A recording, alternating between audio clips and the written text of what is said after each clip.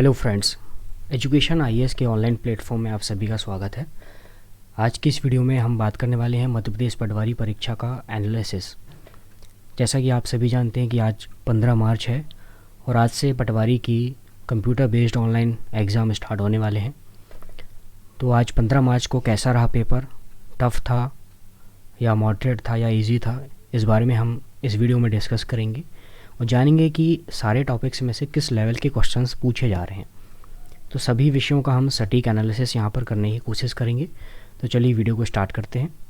और मैं आपको बता दूं कि ये एक शॉर्ट एनालिसिस वीडियो है, ठीक है। सारे क्वेश्चंस यहाँ पर कवर नहीं हो पा रहे हैं, लेकिन हम आपको ये बताने की कोशिश करेंगे कि सब्जेक्ट्स में से किस टॉपिक्स में से क्वेश्चन ज़्यादा आ रहे हैं और उस तरीके से फिर आप अपने आगे की रणनीति कैसे बना सकते हैं, जिसका एग्ज़ाम, क्योंकि 45 डेज़ एग्ज़ाम चलना है, तो आगे के एग्ज़ाम में आपको और कैसे रिवीजन करना है, किन टॉपिक्स पे ज़्यादा फोकस करना है, ये आप अच्छे से डिसाइड कर पाओगे। तो चलिए वीडियो को स्टार्ट करते हैं।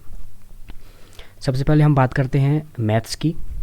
तो मैथ्स में समान क्वेश्चंस पूछे गए हैं, सामान्य था, मॉडरेट था, ठीक है। सिलेबस से ही सारे क्वेश्चंस आए हैं, जो सारा सिलेबस में दिया गया है वो, और पेपर जो है मॉडरेट था मैथ्स का। बात करें कौन से टॉपिक पर ज़्यादा फोकस किया गया है, तो प्रतिशत से क्वेश्चंस आए हैं, pie chart, profit and loss, LCM, HCF, time and work से भी 2-3 क्वेश्चंस आए हैं, माध्य और माध्यिका बहुलक से एक क्वेश्चन बना है, और अनुपात समानुपात से क्वेश्चंस आए हैं, ज्यामिति से क्वेश्चंस आए हैं। और ज़्यादातर स्टूडेंट से जो मेरी बात हुई है उन्हें कहा है कि अंक गणित यानी कि अर्थमेटिक्स से ज़्यादातर क्वेश्चंस मैथ्स में पूछे गए हैं। तो ओवरऑल मैथ्स जो है वो मॉडरेट लेवल की पूछी गई है। चलिए अब हम बात करते हैं रीजनिंग की। तो रीजनिंग में नॉर्मल आपका ब्लड रिलेशन के क्वेश्चंस आए हैं, डाइस के क्वेश्चंस पूछे गए हैं, नंबर सीरीज़ के क्वेश्चंस पूछे गए हैं, मैट्रिक्स के क्वेश्चंस पूछे गए हैं।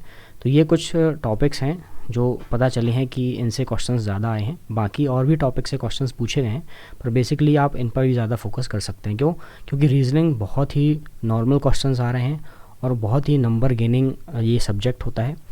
तो आप इसे पढ़ कर जाएँ, रिवीजन इसका ज़रूर करके जाएँ, क्योंकि आप इस पर अच्छा खासा स्कोर आप इस पर कर सकते हैं। उसके बाद हम बात करते हैं साइंस की।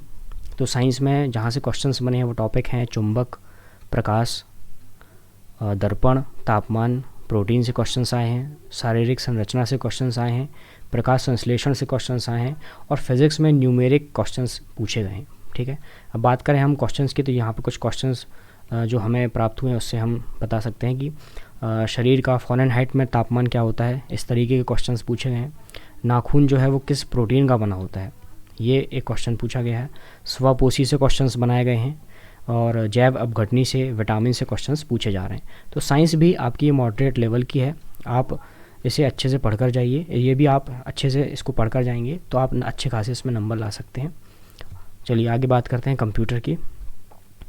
कंप्यूटर में एमएस ऑफिस से क्वेश्चंस पूछे गए हैं, शॉर्टकट कीज़, क्रोम ब्राउज़र, और फुल फॉर्म पूछे गए हैं, जैसे कि ASCII, इसका क्या फुल फॉर्म होता है, तो आप फुल फॉर्म पढ़कर जाइए, ठीक है। ऑपरेटिंग सिस्टम से क्वेश्चंस बने हैं और मेमोरी से क्वेश्चंस बने हैं।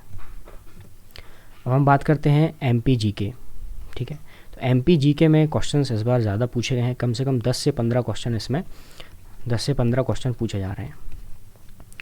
इसमें जैसे एक क्वेश्चन पूछा गया है कि पन्ना से रिलेटेड एक क्वेश्चन पूछा गया है, भारत का हैवी इलेक्ट्रिकल्स कहाँ पर है, ये पूछा गया है। मध्य प्रदेश में पंचायती राज कब लागू हुआ, संस्कृत विश्वविद्यालय कहाँ पर है MP में, लाल बाग पैलेस कहाँ पर है, ये 2017 में भी ये क्वेश्चन आ चुका है, लाल बाग पैलेस कहाँ है। नरहोन्ना एकेडमी के बारे में क्वेश्चन आया है, नदियों के बारे में पूछा गया है। मध्य प्रदेश में प्रथम जो क्वेश्चंस होते हैं वहाँ से क्वेश्चंस बने हैं, और इंडस्ट्री से क्वेश्चन बने हैं, उद्योग। इसके बाद हम बात करते हैं जनरल नॉलेज की। तो हिस्ट्री की अगर हम बात करें तो इसमें दास प्रथा का अंत कब हुआ, इस बारे में क्वेश्चन पूछा गया है। हेनसोंग के बारे में पूछा गया है, दांडी मार्च के बारे में पूछा गया है, और राष्ट्रीय उद्यान के बारे में भी क्वेश्चंस आए हैं।